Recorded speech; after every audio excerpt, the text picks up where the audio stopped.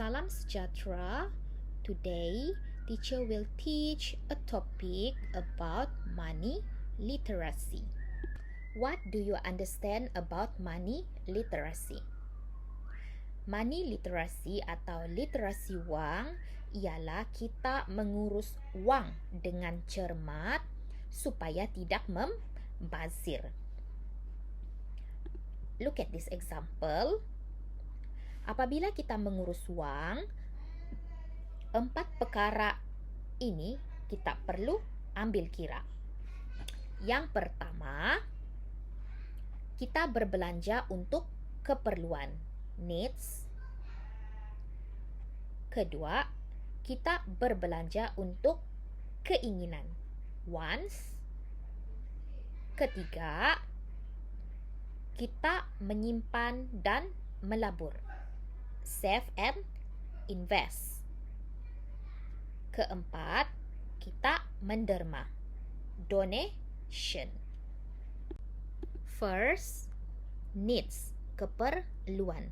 Apabila kita mengurus keuangan, keperluan adalah perkara pertama yang perlu kita beli. Mari kita lihat keperluan tersebut. Place to live. Kita perlu membeli tempat tinggal. Clothes. Kita perlu membeli pakaian. Food.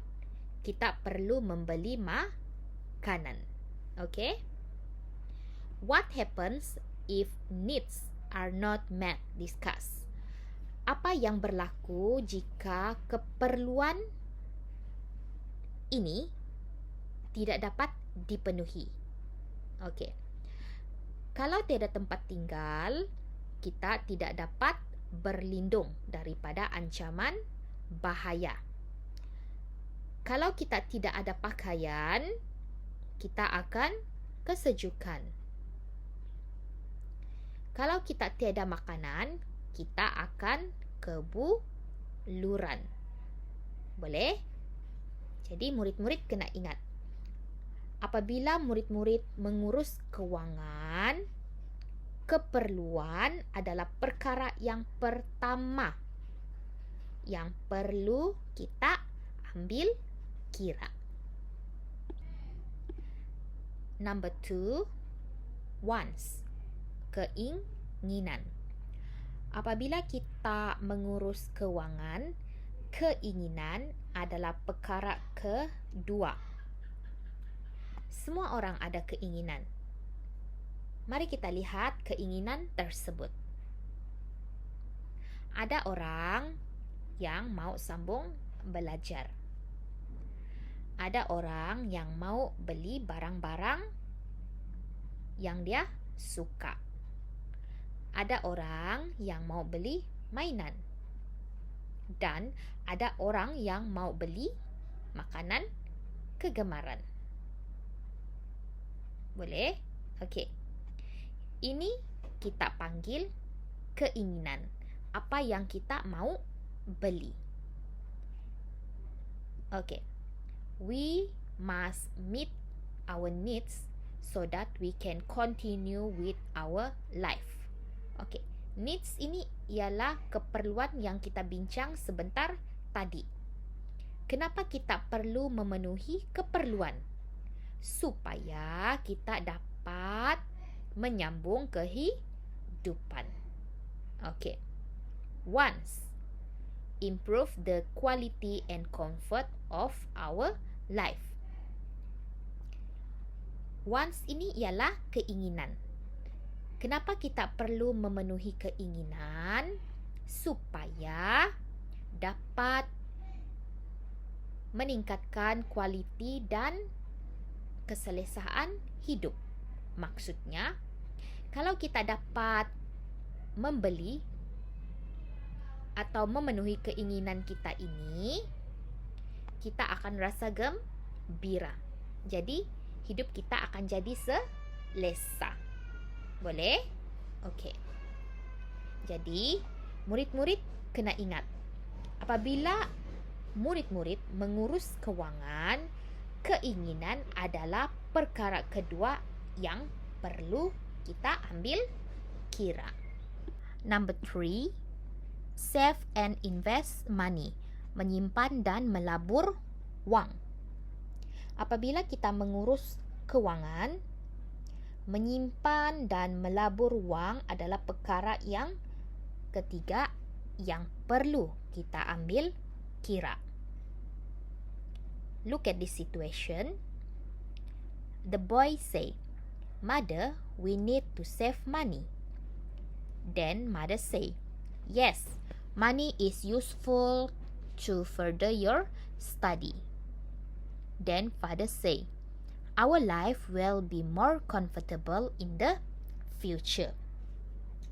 Berdasarkan situasi ini, kita dapat lihat kepentingan menyimpan wang.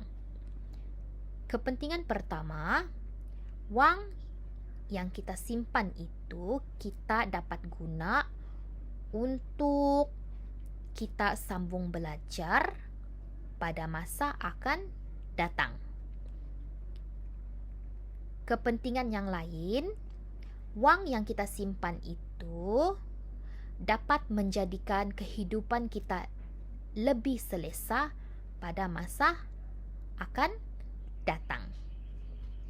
Jadi, murid-murid kena ingat, apabila murid-murid mengurus kewangan, menyimpan dan melabur wang adalah perkara ketiga yang perlu kita ambil kira. Number 4, donation to flood victims. Menderma kepada mangsa banjir. Apabila kita mengurus kewangan, menderma adalah perkara yang keempat yang perlu kita ambil kira. Kenapa kita perlu menderma? Setiap agama mengajar kita untuk menolong orang yang susah ataupun orang yang memerlukan. Apabila kita menolong orang susah, kehidupan mereka akan lebih terjamin. Boleh faham murid-murid? Okey. Jadi, murid-murid kena ingat, apabila murid-murid mengurus kewangan, menderma adalah perkara keempat yang perlu diambil kira. Let's we do this exercise together. Number 1, give 3 needs and 3 wants in daily life. Beri 3 keperluan dan 3 keinginan di dalam kehidupan.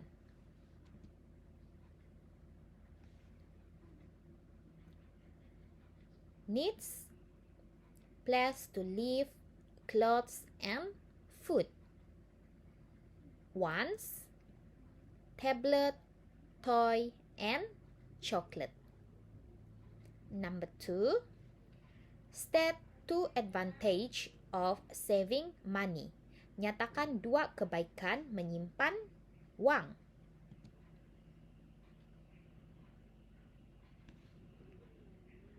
Useful to further study and life will be comfortable in the future. Number 3, list things that you can donate. Senaraikan benda yang kita boleh derma. Money, clothes and food. That's all for today. So see you in the next lesson. Thank you. Bye.